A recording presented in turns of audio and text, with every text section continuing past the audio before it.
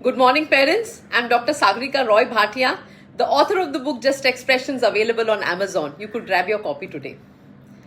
Well, parents, let me show you something. This is an orange.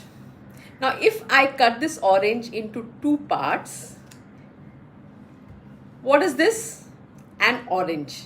Does it change? No, it doesn't. If I cut this even further, what is this? An orange. It still remains an orange. So whether the orange is full or half, it still remains an orange. Here is you can see a ship here. Now if I remove a part of the ship, what does it remain? It remains still a ship. Similarly, I am Sagarika. I was Sagarika at the age of 2 months. I was Sagarika at the age of 5 years. I was Sagarika at the age of 10 years. I was Sagarika at the age of 40 years. And I'm going to remain Sagarika at the age of 90 years also. So parents, again, let me throw another analogy to you. You call a person bald. Now, a person qualifies to be bald. How do you qualify the person to be bald? With 5 hair, with 10 hair, with no hair, with 250 hair. So what is bald? What's the definition of bald? So can you now notice what am I going to say? There's a lot of vagueness in whatever we describe. So language is also very vague at times. So how do we say what we say? And that is what we parents need to know. And this is called the Sorites paradox.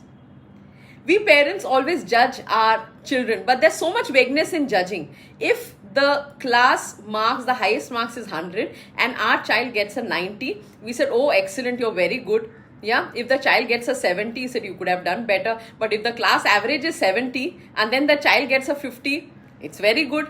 But then again you say that, okay, now if you get 50, it's bad. There you say that your child could have got a 70.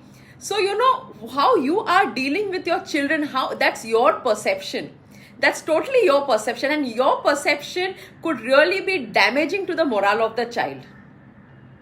So is it percentage? Is it percentile? Is it class average? What is it you are looking out? You have to be consistent in what you want from your child. So what is good in your child? What is the definition of good in your child? And what is the definition of very good in your child? What is the definition of best? Do you know it as parents? Do you know it? No. None of us, we don't know it, because every time it varies, everything varies.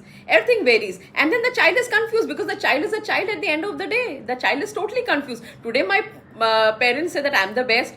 Tomorrow maybe she'll just go and say you can be better. And yesterday she said that I really wasn't very good. So what am I? The child is questioning himself or herself, and that's actually causing a lot of argument within, which is not really good for the child's development. So parents, please take care of this particular paradox. You need to be aware of what you speak with your child, what's your bar of comparison, and at the same time, take care of the bigger picture. Look at the bigger picture. What my suggestion would be to you is always look at the bigger picture, so that you can really get the best out of your child. So that's happy parenting. I'm leaving you with this thought.